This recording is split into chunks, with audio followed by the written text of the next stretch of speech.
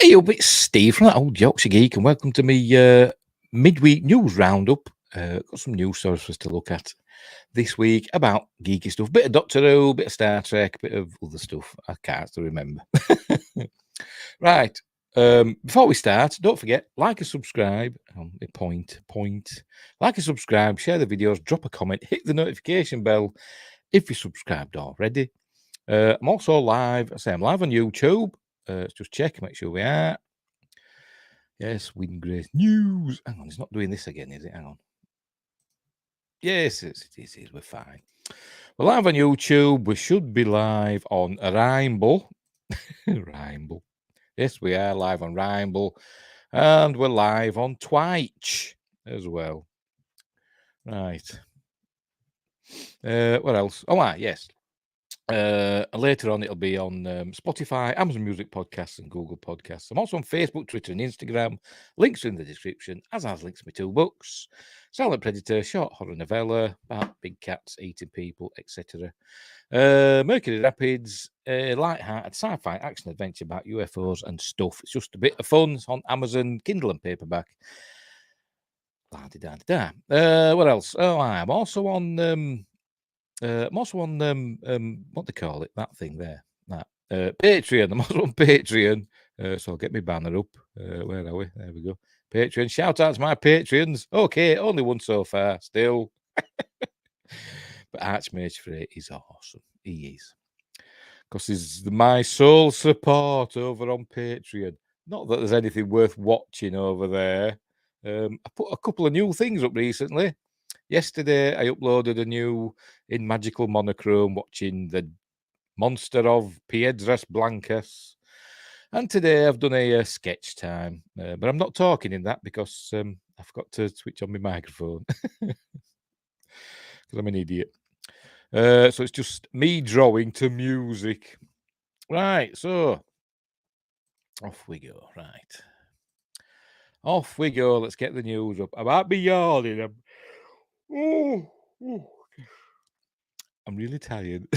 And I've done nothing today. I've done nothing apart from draw a picture. But I'm really tired. Anyway, hello, Win Grace. Welcome to the show. News. Right, let's get the news up. Let's put this full screen. I need to move my keyboard out this way a bit. There we go. I can get, because I've got a big fat belly and it gets in the way. I'm like that scene off Simpsons or Family Guy where Scotty can't reach the buttons because of his gut. That's me. Right. I make myself titchy tiny, haven't I? There we go. I haven't got rid of me Patreon thing. There we go. Right, we'll get there. Right. Hello? Why haven't you? I've added you to stream. Why haven't you appeared? What's going on? Have we lost the connection? I don't know. Connection is unstable. If you're on Wi-Fi, try unplugging. And why is it saying connection is unstable? Hope I'm still going. Yes, I am. It won't let me share my page for some weird reason. Why is it saying connection is unstable? That's weird. My connection is fine as far as I can tell. Right, just a minute. There's always something, isn't there, these days? No, my connection's fine. I'm still connected to my internet. And it's nothing to do with Wi-Fi because it's wired. I'm plugged in with the wire. What is the matter with StreamYards lately? Right, it appears now. Is it because I went full screen? Right, let's go back full screen again. Oh, all right. Doing it. Oh, stupid. I hate computers. Yes, I am stable. Twitch. Right, Doctor Who's Sacha Dhawan, probably mispronouncing that, don't care, provides cryptic response when asked if he'll keep playing the Master when Russell T Davies becomes showrunner. This is an interesting development, says Mick Jost, or Yost. Sounds Dutch or something, doesn't it? This is from Cinema Blend. As usual, links are in the description down below. And I was going to say, don't forget, like and subscribe, because that's my usual spiel, but I've just done all that bit, haven't I? There's Sacha Dhawan. To be honest, I didn't see those episodes where he played the Master because I'd stopped watching it by then. Anyway, Doctor Who welcomed back Russell T Davies following the exits of showrunner Chris Chibnall and lead Jodie Whittaker, and it appeared that the rest of the cast members from the previous seasons were written off as well. Yay! Following the 60th anniversary specials, we'll see Shooty Gatwa take over with new companions. How do you get Shooty out of an NC? Yeah. It's like Irish, isn't it? You know, Irish names. You wouldn't know how to pronounce them if you saw them spelt out. Like Siobhan has got like B's in it. How do they get that? Anyway, never mind. There's another one as well, isn't there? I can't remember now. Never mind. We'll see Shooty Gatwa take over with new companions, seemingly removing any holdover cast from the Chibnall era. That was the impression anyway, until recent comments from the master actor Sacha Dhawan. Dhawan made his debut as the latest incarnation of the Master in Doctor Who Season 12 and was a thorn in the side of the 13th Doctor for a handful of adventures, including her final one before regeneration in The Power of the Doctor.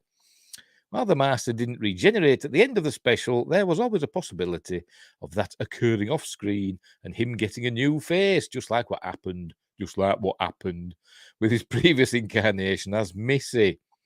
And you know what? You know they're going about. You know they didn't like the female doctors, because everybody were misogynists. Nobody complained about Missy, did they? Because it was actually a good character, from what I saw. Only saw 2 of his outings as the Master. The show was bland, but he seemed nicely unhinged in the part. Did he? I didn't see him, and I probably won't. So I'm not going to go back and watch it. Radio Times spoke to Sacha Dhawan recently and asked if he had been in contact with Russell T Davies about appearing in upcoming shows during his run. Dhawan said the following, which, while cryptic, should set off some alarm bells for Doctor Who faithful. Right, here we go, under the advert. Well, I'm involved in the few things that I can't talk about, so who knows? I'm also creating my own stuff because I don't necessarily just want to be moving from job to job, but it's not always easy. The industry can feel quite isolating, but I'm holding my nerve. So he's not getting any job offers and he's doing his own podcast on YouTube. Is that what he's trying to say? Because I think that's what everybody's doing these days. Anyway, usually if an actor isn't involved in a show they're directly asked about, they'll just say so, not necessarily. Sacha Dhawan has nothing to gain by being cryptic if he's not currently involved in Doctor Who. So if I were a betting man, I'd put money on seeing him when we all tune in for new episodes with our Disney Plus subscriptions or on the BBC if you're in the UK later this year. Doctor Who in the Masterverse of Madness. Yes, very good, very witty, very almost Archmage Frey in its wit. Where were we? Just how significant Sacha Dhawan's presence will be if he does return is an entirely different story. The Master typically doesn't make a ton of appearances per season and sometimes doesn't appear at all. It should save him for special occasions. Where were we? Dhawan did say he's involved in a few things, however, so maybe his Master will return and is getting a meaningful arc during Shooty Gatwa's debut season. As of writing, Sacha Dhawan isn't on the cast list for Doctor Who Season 14 or the 60th anniversary specials. If he is appearing, it's looking like Russell T Davies wants to keep his appearance under wraps. I can't say I would blame him after the surprise return of the Master in Season 12, which remains one of my favourite episodes of Jodie Whittaker's run. If you say so, Mick. Bringing back Sacha Dhawan as the Master would be a major plus for me in Russell T Davies's return to Doctor Who, though it's not as though the acclaimed showrunner needs to do anything to win fan approval. He's responsible for some of the greatest episodes the franchise has ever done, so I would wager that the BBC, Disney Plus and fans are likely trusting in his judgment for what the show does and doesn't need. I just can't wait to see what he'll do next, which makes the hiatus ahead of new episodes in the autumn, almost unbearable. Doctor Who will return with its 60th anniversary specials in November. After that, we'll see the official start of Ncuti Gatwa's run as the Doctor, assuming he doesn't play a bigger role in the 60th, like recent rumours have alleged. There we go. So, will the Master appear? I don't know. He could, or maybe he won't. He probably won't, but you know, can never say never, can you? Never say never. Again, never say never again. That's just Thunderball, isn't it? No man. Right. Right. Off we go. You're doing it again. Oh no. Right, the creator. That thing again. We keep talking about the creator, don't we? Maybe I'm looking forward to this film. What if they bring back the Eric Roberts master? Yep, well, you never know, but I doubt it. With these, they have red eyes or something, didn't they? Anyway. The creator, Gareth Edwards, reveals he kept cast in the dark if they were human or robots. Exclusive. The creator's director decided which characters were robots during post-production. But you'd think all the ones that were in green would probably have a good idea that they were being robots.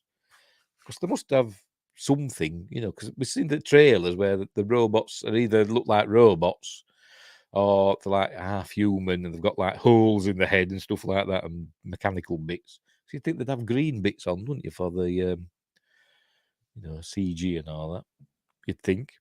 Anyway, the creator, the new film from Godzilla and Rogue One, a Star Wars story director, don't forget monsters. Gareth Edwards pits human beings in a war with a race of robots that came from an AI program. The trailers have shown that there will be a ton of robots featured in the film, but we recently learned that many of the actors portraying the robot characters had no idea they weren't playing humans.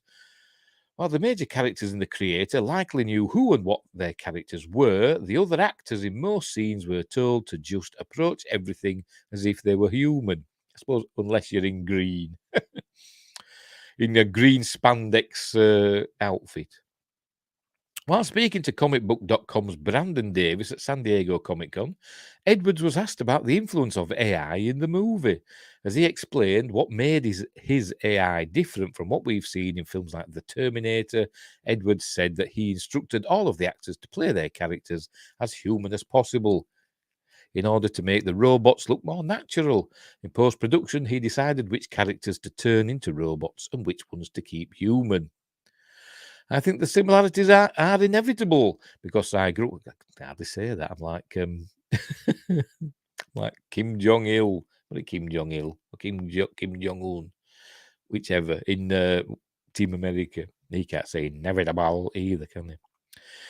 I think the similarities are inevitable because I grew up loving the movies you talked about, but hopefully it's just a starting point. Like those similarities kind of take a left turn and the film becomes quite different to those movies pretty quick, Edwards said. But I'd say the biggest difference is I really wanted the AI in the movie to be completely human, the director continued. Like even the robots are very naturalistic. I stopped telling people at a certain point whether they're a robot or not, because you notice that people, when they think they're a robot, they start acting a bit different and pushing things a little bit more. And I suppose if you're wearing a green spandex suit, you're probably going, giving it all that. Thinking you see bloody 3PO. Oh, thinking you're James Dhawan doing data. Anyway, never mind. So I would get everyone to play it like they were human. No one knew who was going to be AI and who wasn't in the scene, and do it like a normal contemporary movie that's not science fiction. And then in post with ILM, the more naturalistic someone was, the more interesting, the more thrown away they were, just looking bored. I'm like, make that guy iRobot. You mean a robot? Because that would be really fun. You never see that in movies. What is the creator about? Well, we know. I'll read it. Washington, not even telling us who it stars, does it? No, it doesn't even say, does it? Somebody called, I can't remember his first name, a chap called Washington. It's not Denzel, I don't think. Stars in the creator as an ex-Special Forces agent named Joshua. who is grieving the disappearance of his wife. In the middle of a war between humans and artificial intelligence, Joshua is hired to hunt down and kill a bit. We're on about this. When was it? Other day. I think it was Sunday. My Sunday live news stream. Spelling mistakes and bad grammar and stuff in articles these days. Terrible. Anyway, Joshua is hired to hunt down and kill a being known as the creator, the architect of the AI, who has the power to end the war as well as mankind itself. In addition to whoever Washington, it's not George and it's not Denzel, it's somebody else. The film stars Gemma Chan, she's everywhere at the moment, isn't she?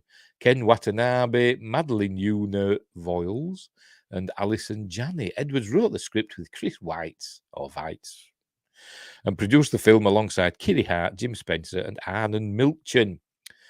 Probably mispronouncing all those as well. The executive producers are blah, blah, blah, blah, blah. The creator is set to arrive in theatres on September 29th, and it looks good. You know what the budget for it was? $86 million, which is nothing, is it? Nothing. In this day and age. Right, let's move on to the next one. This is Wil Wheaton having a good moan. Just a minute. It's doing an ad thing. My ad blocker. Right. But anyway, speaking of Wil Wheaton. Wil Wheaton. Thought I'd add that. Right, go away. Right, this is from the New York Post. I forgot to go full screen. Let's do it now. There we go. Right. From the New York Post, Wil Wheaton claims his parents stole childhood earnings. My Star Trek residuals were all I had, he says. Refreshing taste. What's going on there? Oh, Heineken. I'm a Carlsberg person myself. Actor Wil Wheaton, best known for appearing in Star Trek The Next Generation and the film Stand By Me, has claimed that his parents stole nearly all of my salary from my entire childhood. That's what your parents do, innit? That's what they're there for. They are feeding you and clothing you, so they're using the money that you're earning to do just that. And also taking you on holidays and having a swimming pool built and whatever, I don't know, whatever you're earning. Anyway, the TV star and super annoying person, 50, I don't like Wil Wheaton. Joined thousands of actors and entertainers striking in Hollywood and around the country with the Writers Guild of America, WGA, for the first time in over 6 decades. Sharing an Instagram snap from the SAG-AFTRA picket line in Los Angeles, alongside actress Cheryl Gates McFadden, they included her first name. Wheaton wrote, in 1960, SAG and WGA struck to force management to adapt to the new technology of television. Without that strike and the agreement it birthed, residual use payments would not exist. My parents stole nearly all of my salary from my entire childhood, he continued, just, as an afterthought. What's that got to do with, with the going on strike? My Star Trek residuals were all I had, and they kept me afloat for 2 decades while I rebuilt my life. But that's nothing to do with this thing, that's you want to take that up with your parents, mate. I have healthcare and a pension because of my union. Oh, right, it says on about the union. The AMPTP billionaires want to take all that security away so they can give CEOs even more grotesque wealth at the expense of the people who make our industry run. There he is with Cheryl. The Get Up Kids. I presume that means something. I have no idea what that means. Wheaton went on to give some sense of what is at stake. There are actors who star in massively successful, profitable, critically acclaimed shows that are all on streaming services. You see them all the time. They are famous A-list celebrities. The actor noted that nearly all of those performers don't earn enough to qualify for health insurance. The studios forced them to accept a buyout for all their residuals, decade of reuse at the least.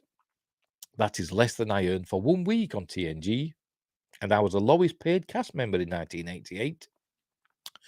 They want to do this while studio profits and CEO compensation are at historic highs, he explained. Yes, I think they should. Thing is, though, I don't think they'll do it because it'll force the streamers to show how low their viewerships actually are. Are they an emo band? No, the Get Up Kids are an emo band. So, yeah, I wouldn't know. I've got a Kiss t-shirt on today. I'm not even that into Kiss, really. I quite like them. But I saw this t-shirt in the supermarket yesterday. So I thought, oh, I'll get that. Anyway. Where were we? Yeah, so like I say, I do work, I sympathise with their plight, with this, with AI and with the streaming thing. They should be properly compensated, but I think it would also show it will force the streaming companies, Netflix and Disney Plus and all them, just to release their figures, and it'll just show how low their viewership is. If it goes on viewership, does it go on viewership at how much you get paid? I mean, it should do, really, shouldn't it? But or would it just go on the license that the companies paid out or whatever to show a show? I don't know. Anyway, I mean, if not, back to Wil Wheaton. I mean, if not now, when? And I haven't even touched on AI and working conditions, he continued, saying actors must fight for the future of our industry in the face of changing technology, referring to the rise of artificial intelligence. So today, my space mom and I went to the place where it started for us way back when to do just that, he said, referring to McFadden. Aside from his breakout roles in Star Trek and the Rob Reiner, that's another spelling mistake, directed classic Stand By Me, Wheaton appeared in 12 episodes of The Big Bang Theory. I wouldn't know because I hate that show. That's shit. People say, oh, it's great, it's for nerds. No, it ain't.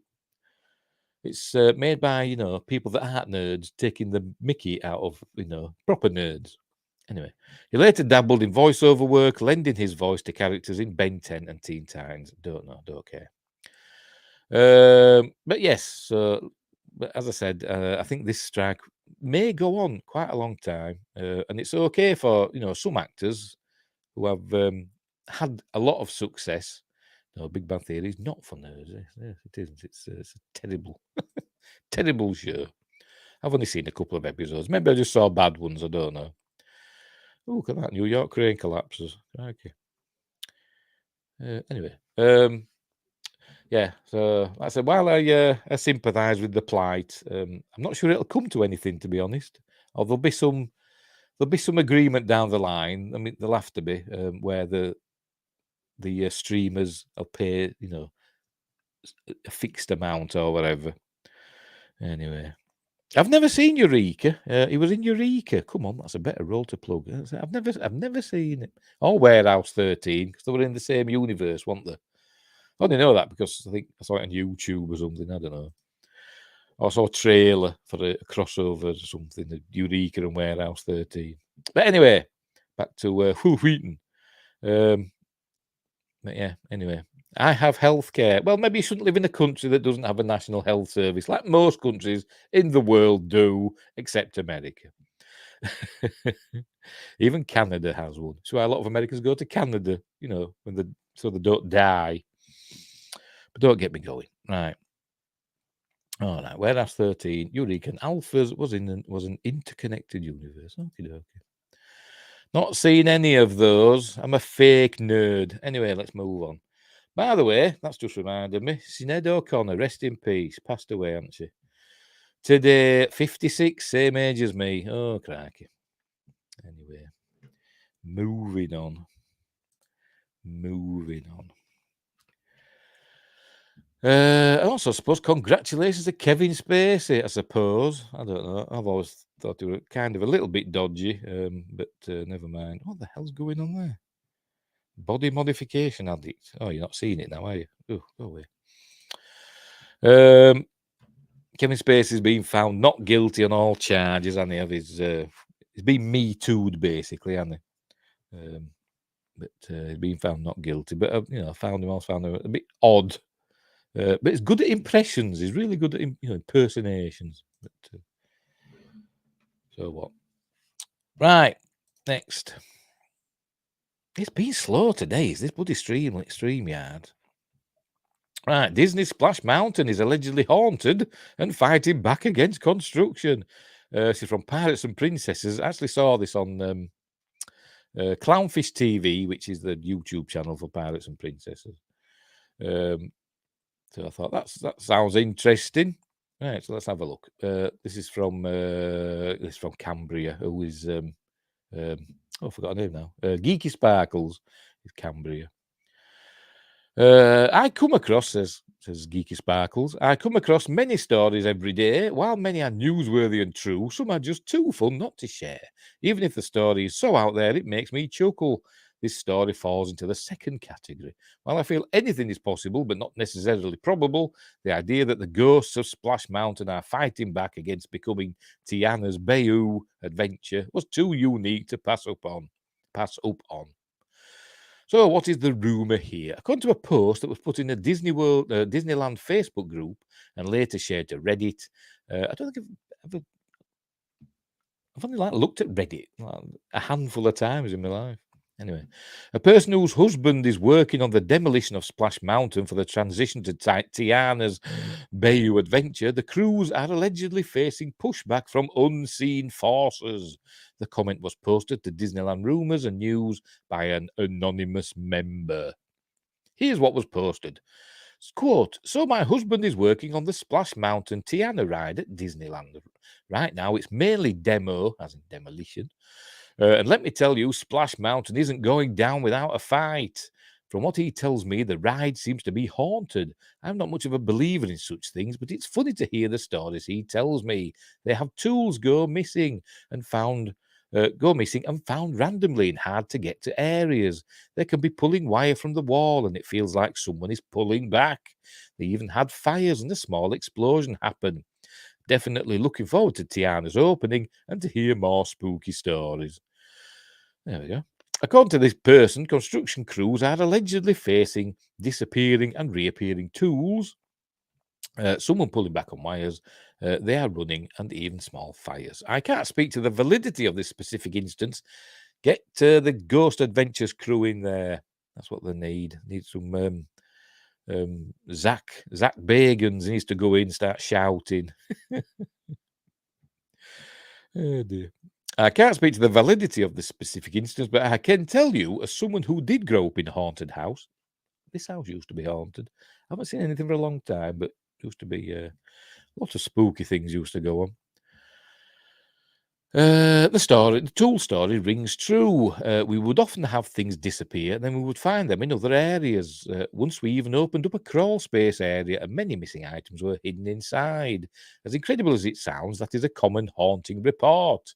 It could also just be someone on site moving things around as a joke. At this point, it's a fun story, but it's just a story. However, if more people come forward and report similar events or evidence under names, and not just as anonymous member, it might be easier to believe. I have to admit, the idea of ghosts fighting against the remodeling is a fun idea, but for now, it's just a story. What do you think? Let us know. There we go. From the website Disney Dining. I wasn't going to go there because that's some photos on that website of other things, not to do with this, but other like ghostly things at Disney World or Disneyland or whatever. Anyway, so there we go. So that's very spooky stuff going on with the demolition of Splash Mountain, and there it is. I've never been to Disney World or Disneyland or Disneyland Paris or Euro Disney, as it was called when it was first built. Never been. And I'm not going to go either. So there. Right. What's next? This one. I'm trying to think what this was about, the headline. Right. Okay. You want to come on? There we go. No One Will Save You. Premiere date. First look. Go away. First look. Kaitlyn Diva. Stop it. Faces aliens in 20th century. Fox, whatever. Sci-fi thriller. Right. 20th Century Studios. Still miss the Fox thing. Get it back on. Never mind Fox TV and all that part that you don't own. Just sneak it in. 20th Century Studios has unveiled a premiere date and first look photo for its sci-fi psychological thriller No One Will Save You, starring Emmy and Golden Globe nominee Kaitlyn Dever, Dope Sick. Never heard of her, never heard of it. And I presume that's the image. Doesn't give much away, does it? Announcing that it will premiere exclusively on Hulu in the US, Star Plus in Latin America, and Disney Plus in all other territories on September 22nd. Hide articles. Written and directed by Brian Duffield. That name rings a bell. I can't think where from. The film centres on Bryn Adams, Diva, a creative and talented young woman, obviously, who's been alienated from her community. Lonely but ever hopeful, Bryn finds solace within the walls of the home where she grew up, until she's awakened one night by strange noises from decidedly unearthly intruders. What follows is an action-packed face-off between Bryn and a host of extraterrestrial beings, I can't even speak, who threaten her future while forcing her to deal with her past. Tom White, Trevor White, they're related, and Alan Mandelbaum produced the film alongside Duffield, with Diva and Joshua Throne serving as executive producers. Hate it when actors are producers on their own films. Anyway, it's just being greedy. Most recently releasing films, including White Men Can't Jump reboot and The Boogeyman. 20th upcoming slate also includes Vacation Friends 2, which debuts on Hulu on August 25th. Kenneth Branagh's latest Agatha Christie adaptation, A Haunting in Venice, excuse me, September 15th. Gareth Edwards' AI. Oh, I can get an all horse. Just bear with me.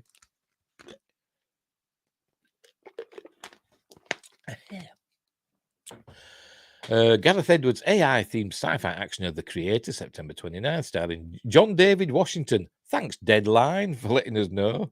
Cinema Blend didn't want us to know. Well, it's Cinema Blend or one of the others. No, comicbook.com. And the comedy Quiz Lady, starring Sandra Oh and Aquafina. Oh, sort of, is that a real? It can't be a real name, can it? That can't be. I don't know. Anyway, heading to Hulu November 3rd. View the first still from the studio's new Alien Invasion pic above. As I said, gives nothing away. It could be from anything. I could have taken that picture. But anyway, right. So there we go. So maybe it's interesting, but maybe it's just boring. Right. But it's news, whatever. Next. We're doing more new films. More new films. Starring Morgan Freeman this time. Morgan Freeman in time-altering sci-fi thriller 57 Seconds trailer. This is not about your sister, this is about power. Highland Film Group has revealed an official trailer for an intriguing indie sci-fi thriller film titled 57 Seconds from a filmmaker named Rusty Kundiev. Sorry. He has mostly done lots of TV work. Yeah, it does sound familiar, actually. Probably seen it in some credits somewhere. And some strange genre films, but this is one of his first major feature films in years. Here's the logline pitch. When a tech blogger lands an interview with a tech guru and stops an attack on him, pardon me, he finds a mysterious ring that takes him back 57 seconds into the past. The ring gimmick is a bit cheesy. This can't be from the log. I think we've moved past the log line now. Should have put that in quotes, shouldn't I? The ring gimmick is a bit cheesy, and the script is a time travel concept to explore the idea of going back and redoing things. It's basically the Omega 13, the Omega 57, isn't it? Of Galaxy Quest. Going back and redoing things until you get them right. Ah, yes. Which seems to be a big way for him to learn. Another proofreaders, Christ. For him to learn some lessons in this, along with realizing 57 seconds is not a long time, but maybe time enough to, correct a mistake. Josh Hutcherson co-stars with Morgan Freeman, Greg German, Lovie Simone, Bevin Brew, Sammy Ratibi, Marcus Brown. That other plot about stopping this pill baron is oddly shoehorned in, but I guess it's a hot topic nowadays. It's heading to VOD right away. Not a great sign. Shall we watch the trailer? Yeah, let's watch the trailer. I'll just mute myself. It's the ring that takes you back in time.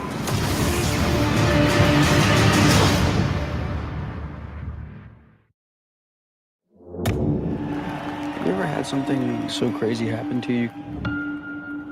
You can barely believe that it happened. We have developed a neurotechnology that allows you to be your best self. You're still you, just the best you. Who and why? It's the ring that takes you back in time 57 seconds. That's unreal. Lucky number 7. 15. 15, black. Yes!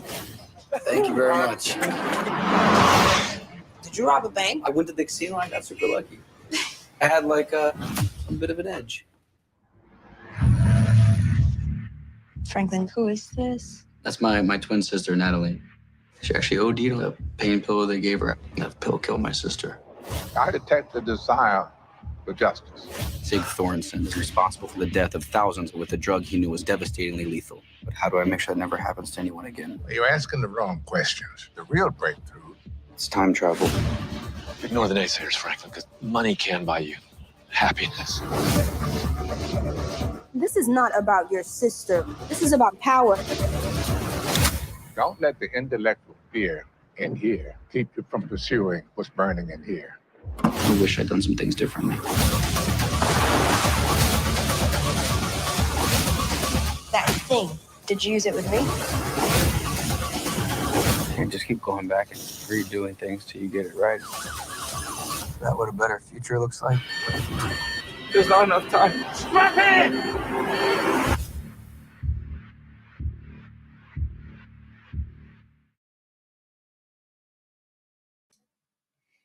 Yeah, looks whatever, doesn't it? I bet 57 seconds is the length of time that Morgan Freeman's in the film. I bet it is. It looks okay, I suppose. But anyway, as Winggrace, is Josh Hutcherson typecast as time travel guy now? He was in Future Man. Never heard of it. I'm a fake nerd. I've never heard of half the stuff that people watch. As I keep saying, I know what I like. And I watch what I like. By the way, I started watching Star Trek Lower Decks. I started on season 1. I'm getting towards the end of it now. I think I'm about episode 6, I think. And I'm not eating my arm off and stuff like that. It's I'm surviving it. Should we do that one? Yeah, we'll do that one next. Speaking of Star Trek, right.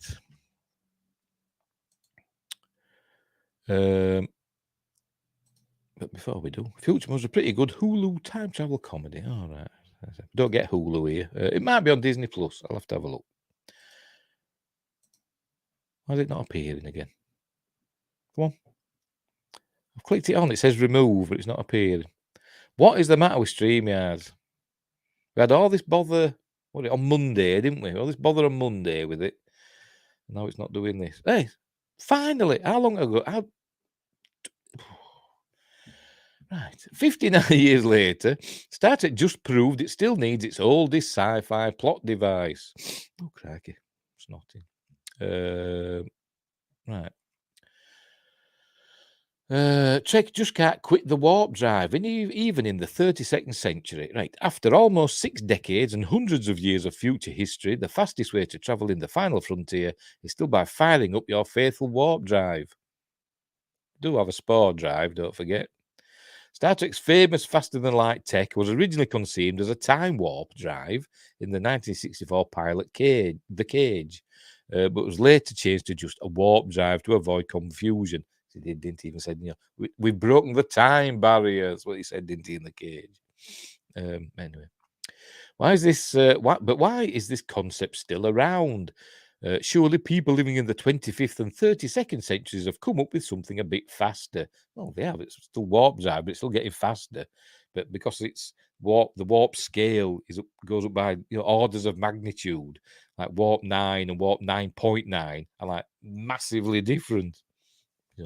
Warp 9.9 is amazingly faster than warp 9.0. Anyway, whatever. Right. Surely people, blah, blah, just said that. In a new clip from Discovery Season 5, a piece of dialogue, which I've not watched, the clip, I mean, a piece of dialogue reminds us why warp drive is still such a big deal, even 900 years after the era of Captain Kirk. Don't think I can watch it now. It says video unavailable.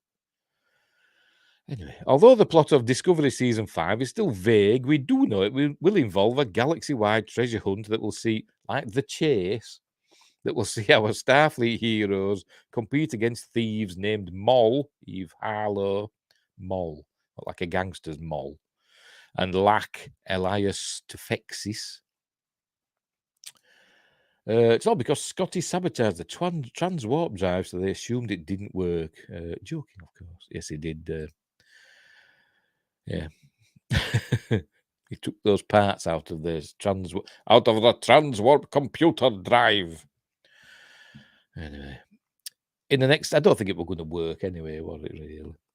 In an extended preview revealed at San Diego Comic-Con, we find Captain Burnham, Sonequa Martin Green, chasing them and jumping on their ship as it goes into warp.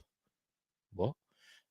Are you kidding me? As Burnham hangs out inside their warp bubble, tries to disable their engines, another Starfleet ship arrives, the USS Antares, commanded by Captain Rayner. A new character played by Callum Keith Rennie.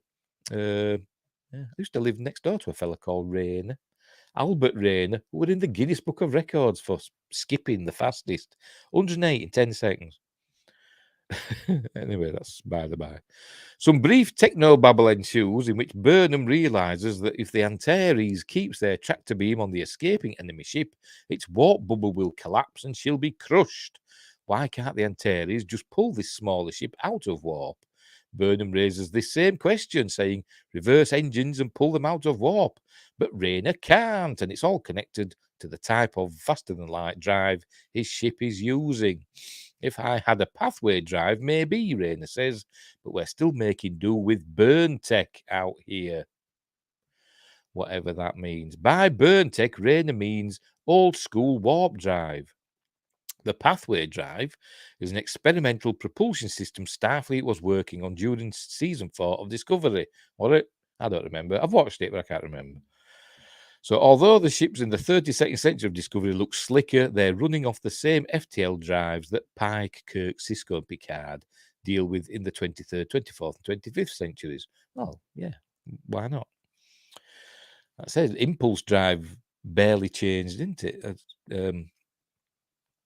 Over 100 years or 200 years or whatever. Geordie said that, didn't he, to Scotty? But anyway, love a future where history has just stalled for 1,000 years. Yeah, well, it did, didn't it? Yeah. I'm saying the Discovery was still fine, like 1,000 years. It could be argued that it had stalled because of the burn, but that was only like 100 years, wasn't it? They still had like 900 years of history. I mean, all that technology, we had time ships and stuff going around, wasn't there? Then all that's gone now. Forget that. Forget all that. Oh, dear.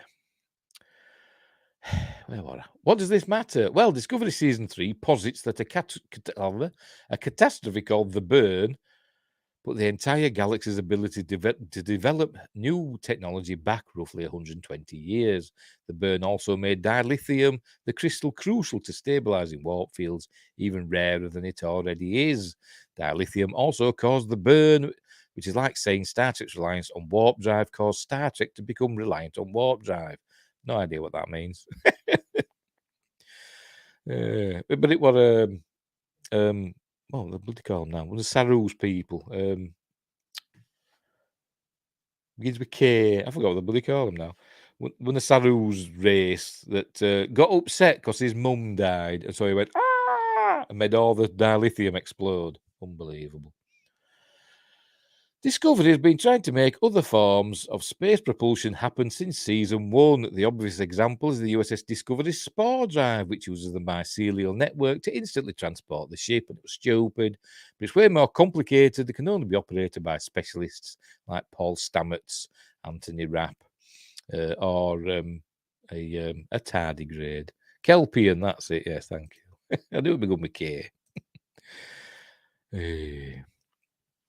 The spore drive isn't sustainable, just like Star Trek's other alternate drives. In Star Trek 3, The Search for Spock, the USS Excelsior had something called a transwarp drive. This was mostly a punchline, and Scotty was easily able to sabotage it.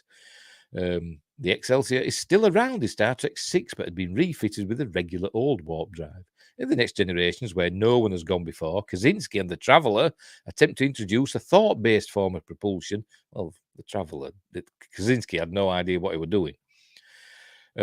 Thought-based form of propulsion that goes horribly awry. And in Remember Me, Wesley traps his mom, Dr. Crusher, in an alternate dimension when he tries to create a new kind of warp bubble. And of course, in the Voyager episode Threshold, yay!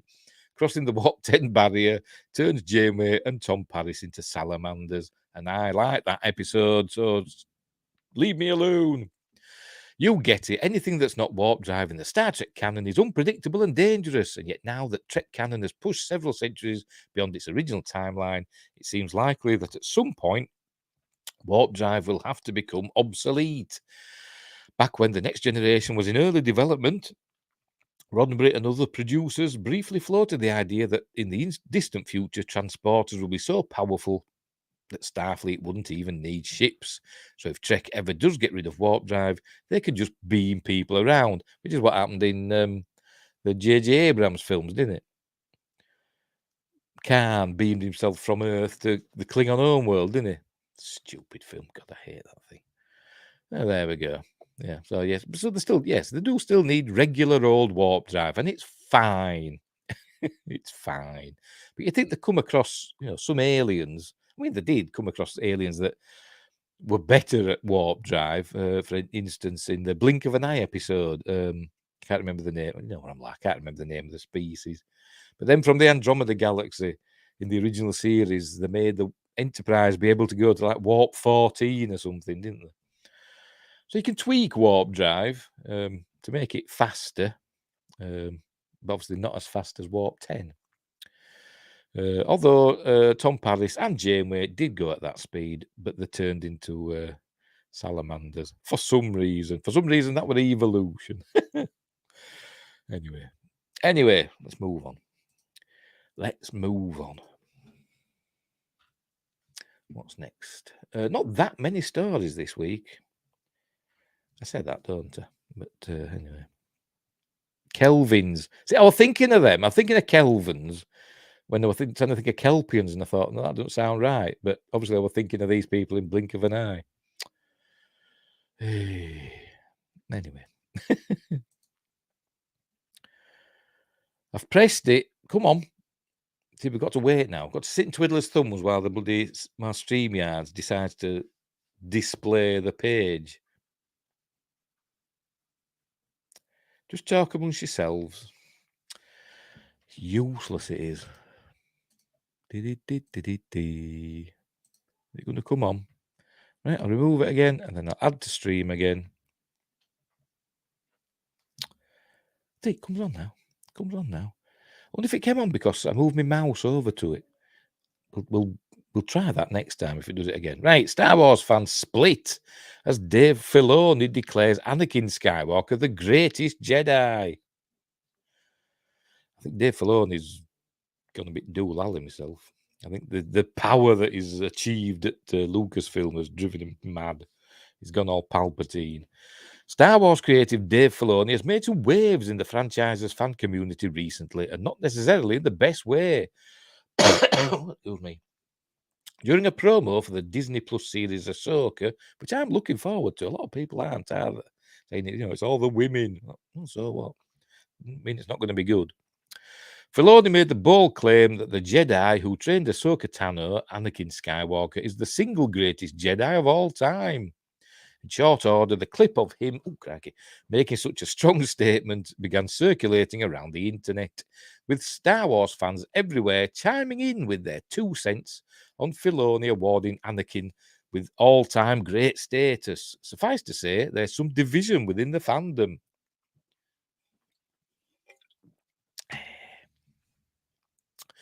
The House Organa takes exception with the claim because of the many Jedi who stand head and shoulders above Anakin. In their eyes, he's one of the greatest Force users, not necessarily one of the greatest Jedi.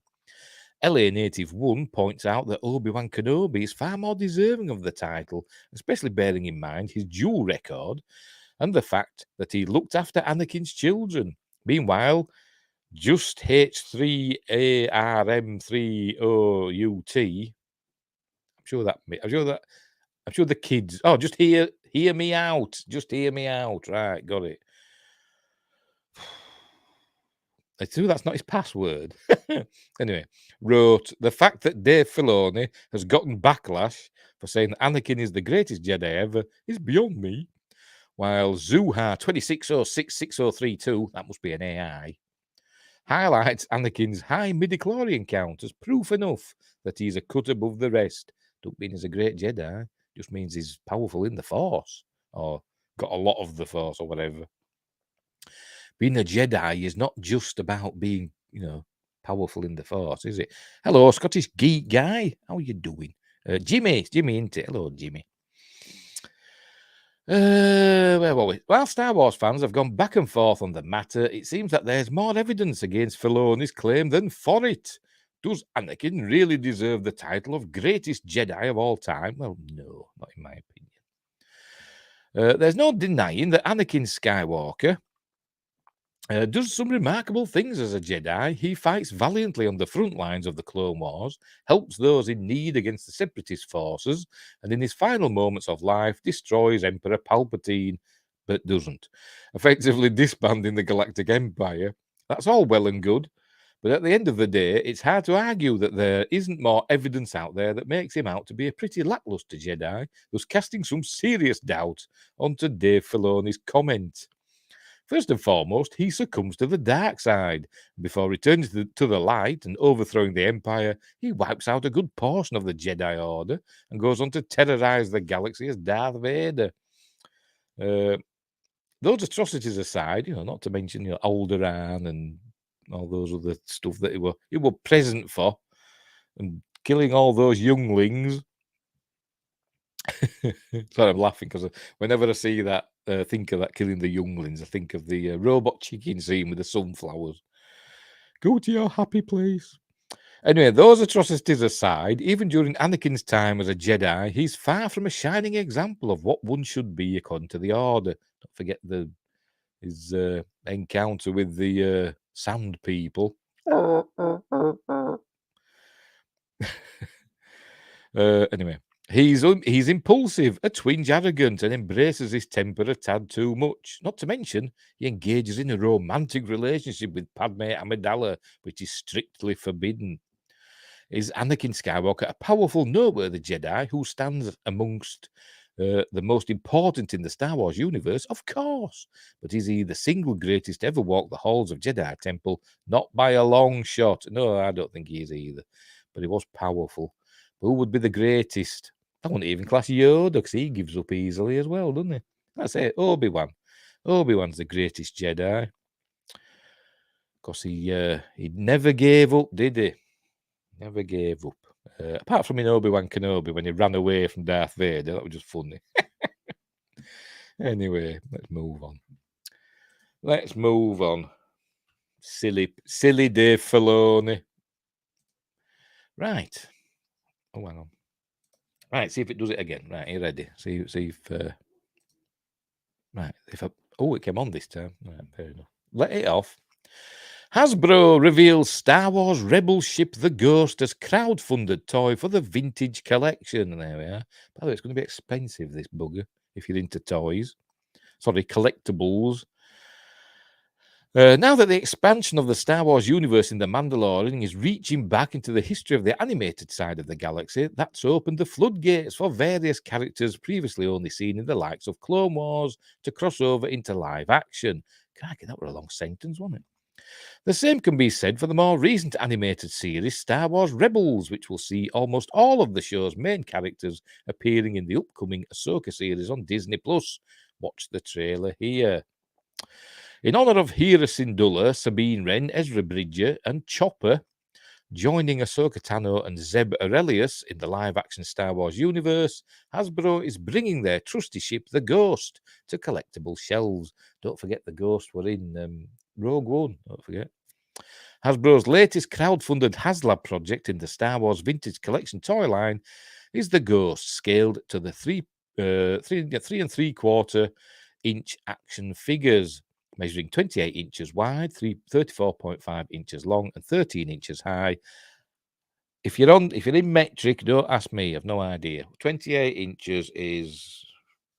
Get me tape measure out. Where was it? 28 inches. Quite big, actually. 28 inches is 71 centimeters. That's its width, and it's 34.5, which is just under 88 centimeters, and 13 inches high, which is, so it's quite a big beast, which is 33 centimeters. So that's if you're imperial, not imperial, metric. They're not imperial, they're rebels, aren't they? Anyway, not only is the ship big enough to hold 15 Star Wars action figures, but it features a lot of detailed elements for maximum playability. Star Wars Rebels fans will cheer as they empty their wallets. Get more details below. You're in command of the Ghost now. Always video unavailable, isn't it? Unbelievable. HasLab's Ghost ship comes not long after fans successfully funded the Mandalorian Razor Crest starship, which they blew up, didn't they, in season 2? Was it 2? Yeah, season 2. Since Ahsoka debuted, it needs to get another one from somewhere, doesn't it? Not flying about in this silly bloody Naboo starfighter. It wants to get a proper ship.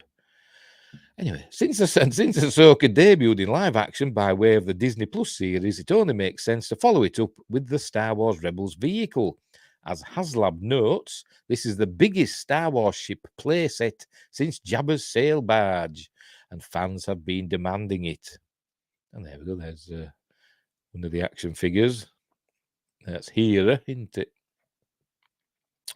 The Ghost is not just any ship, it's been highly requested by you, the fans.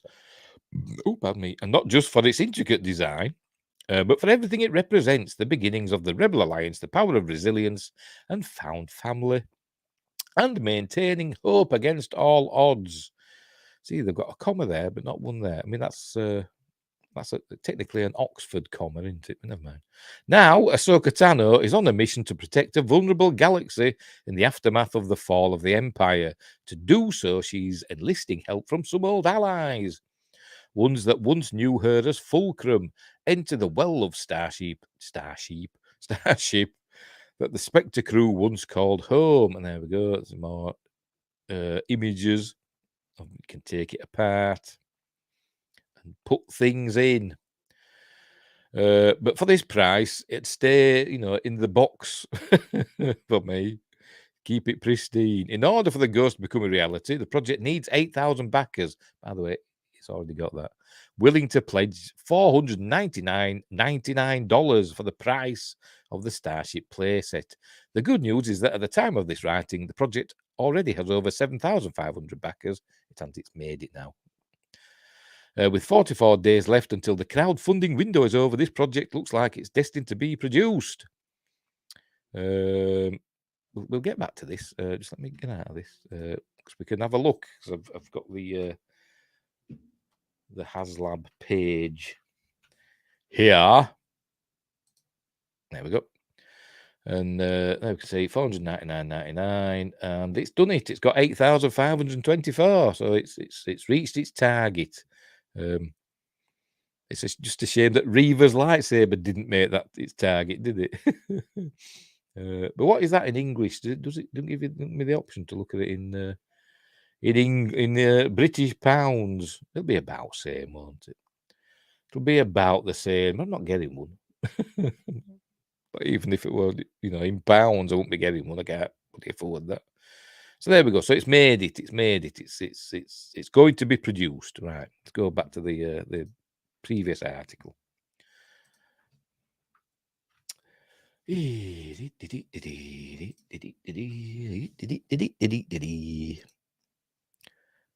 we go. Right, by default, by the way, that's Spectre, isn't it? By default, here's what you'll get with the Ghost playset, which also includes the Phantom 2. Oh, I thought it was called Spectre. I don't know. Seen above, separated from the Ghost. Was Spectre destroyed? I can't actually remember. I think it was, wasn't it? Anyway. What would it call Phantom? I can't really remember. The ship shuttle acts as its only smaller armed starfighter. Opening front ramp, removable landing gear. Hello, Princess. What you up to? Yes, you. What you doing? You coming to see me? Yeah. Cat's arrived. Opening front ramp, removable landing gear, multiple removable panels for interior access, nose turret with removable canopy, 360-degree dorsal laser cannon turret. Meanwhile, the Phantom 2 can fit a single figure, has functional landing gear, and an exclusive removable mini bust of Chopper that can be popped in and out behind the cockpit exterior. And there's the inside of the Ghost with its chest. It's even got a chest thing, look, a holographic chest thing in my bob. That's me, I'm glad they're making it, but I don't care for the look of that ship. I'm so filled with controversial opinions lately. Yes, you are. It reminds me of the Falcon, Millennium Falcon. It's got that sort of aesthetic to it, even down to the chest thing. Anyway, the interior of the Ghost, as though it were made, by the same company, but anyway, or same shipyard or whatever. The interior of the Ghost is incredibly detailed too. The ship itself can fit at least 15 figures within these play areas inside the ship. One main cockpit that seats 4 figures, a nose turret for 1 figure, crew quarters with bunk beds for multiple figures, captain's quarters with a single bed, galley and lounge with seating, game table and dining table. There we see it. They've only got 1 figure with this what they're showing us. They've only got here, haven't they? On top of that, the ship comes with a vintage collection carded figure of General Hera Syndulla with artwork inspired by the mural from Star Wars Rebels. If you want to complete the collection, fans will have to back the Ghost project in a major way. Here are 3 stretch goals for HasLab's Ghost playset. Unlock number 1 at 11,000 backers. They get an Ezra Bridger with 5 accessories. 14,000 backers get a Kane and Jarrus with 5 accessories, and 17,000 backers get a Zeb Aurelius with 2 accessories. What about Sabine Wren and Chopper? And anyway, presumably there'll be other opportunities to complete the collection with figures for Sabine Wren and Ahsoka Tano, maybe even Chopper. But this is everything included with the Ghost playset. This sounds like a must-have for Star Wars Rebels fans. So if you're interested, head over to HasLab and join the crowdfunding now. But they've already done it. But, $500. It's a lot of money, isn't it? A lot of money for essentially a toy. It wouldn't be getting played with if I'd spent that much on it. I mean, I was coughing and spluttering. I've got a NSEA protector up there. I've never had it. I don't think I've ever had it out of the box, and that only cost me about £40, something like that. But I'm not getting it out with that bloody money. Oh dear. Right. Oh, last article. We're on the last one. Let me get it up. Hang on. The last one. I'm going to come on. There we go. Steven Spielberg actually turned down Star Wars for one great reason. We could have seen Steven Spielberg direct these Star Wars movies, but the Jaws filmmaker had a great reason for turning down the opportunity when asked. And this is on about the prequels, actually. When I saw the headline, I thought it was going to be about like Empire or something like that. But it's on about the prequels. Fans are well aware, for better or for worse, who ended up directing the Star Wars prequels. It was the same filmmaker who helmed the very first Star Wars, George Lucas.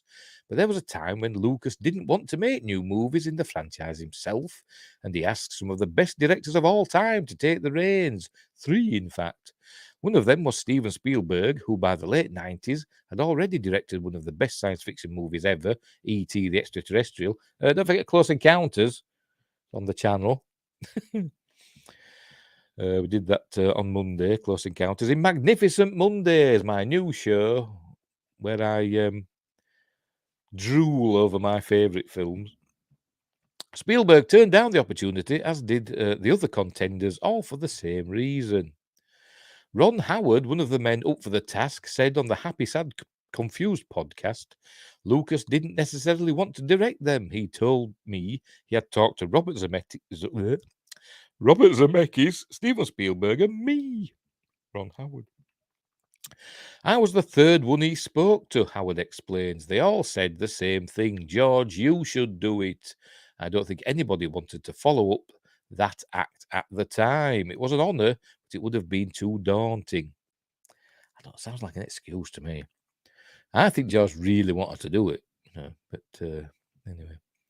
This is understandable. Many look back on the prequel trilogy without much fondness now. No. At the time, there wasn't much fondness, really. There's a lot of fondness now for the prequels. But at the time, they were a massive prospect for any filmmaker and would be a scary task. Fans had waited over a decade to be invited back into that fictional universe. It's no wonder even the most qualified people saw the challenge it would have been. I mean, there's a scene, isn't there? Not a scene, a clip of George Lucas showing Steven Spielberg one of the battle droids, like one of a full-size mock-up. And to be honest, Steven Spielberg didn't look that impressed. I think we're showing him Jar Jar Binks as well, and it was saying this guy, this Jar Jar's, he's the key to it all. If Jar Jar doesn't work, we're gonna fail. Who knows though? Had things gone differently, we could have sat here adding one of the prequels to our best Steven Spielberg movies list. We'll never know. As for the future of the franchise, however, we're looking forward to the Ahsoka release date, keeping an eye on the ever-evolving best way to watch the Star Wars movies in order. I'm waiting with bated breath to hear Dave Filoni's pick for the greatest Jedi. Anyway, that's it. Right, there we go. Treat yourself to a Star Wars Funko Pop. There we go. No Leslie Headland in there.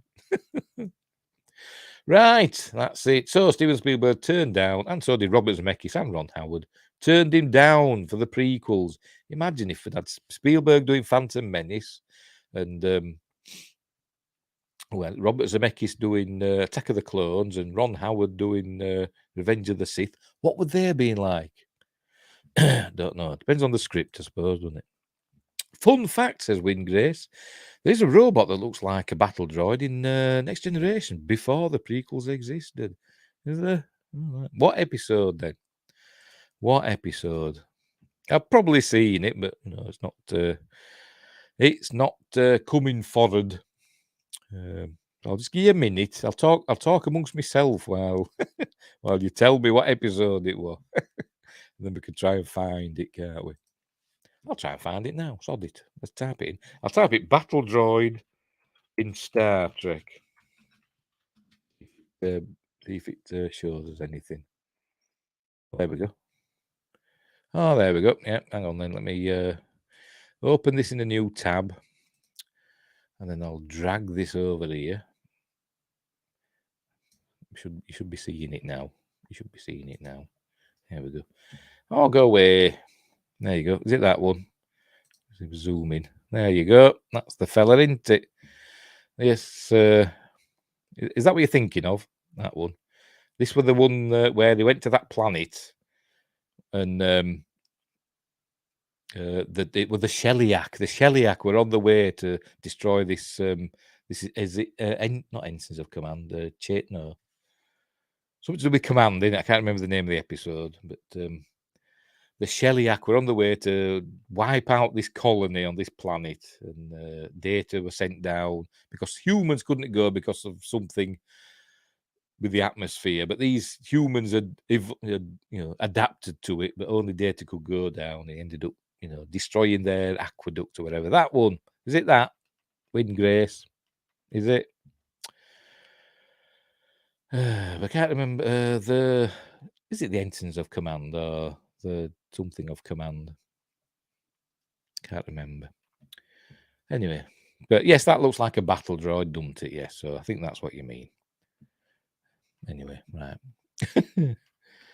Anyway, I'll bring this back over here.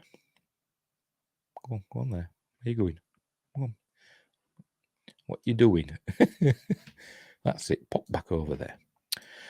Right. We'll leave it there. Right, I'll get rid of that now. Yes. So imagine, those films directed by Spielberg, Zemeckis, and Howard.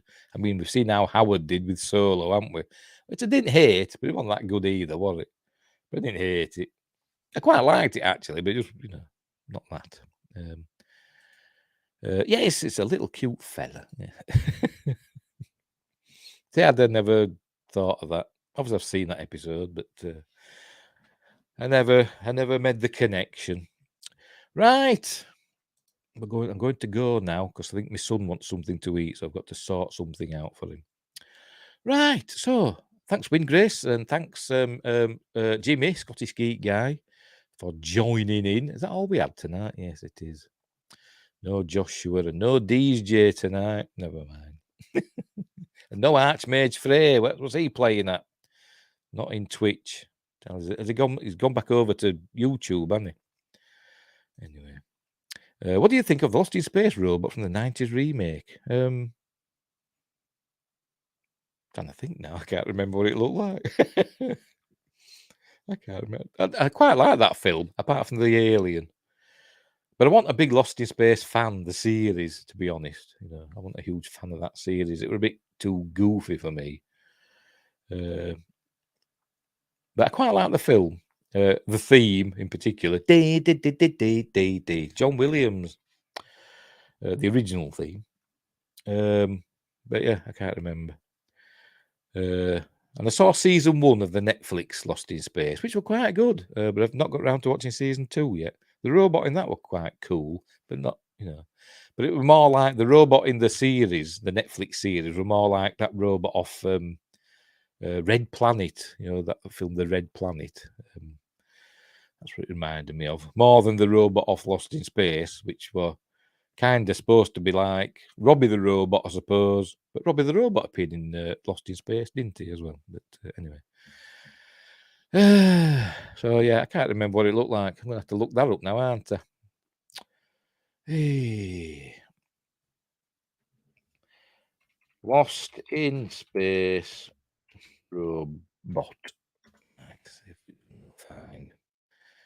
Well, it's showing the original one and the one from the new thingamabob, the new series. What about the film with I always call him Matt Bianco. No, Matt LeBlanc, that one. And William Hurt. Come on, show us it. I can't remember what year it came out, so the time of the year. But it's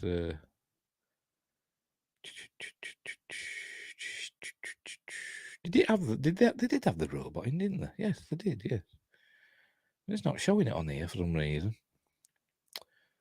Movie. Right, movie, there we go. Oh, yes. Oh, yes, I remember now. Yes, I remember now. Yeah, it kind of were like, let's say it were like a T1, wasn't it? The worst Robbie the Robot is from the Twilight Zone, sadly. Oh, right. I've seen that one as well, yeah. But 1998, yes, it was. Hang on, I've got this. I'll open this in a new window. Where are you? Open image in new tab. That's it. Bring this over.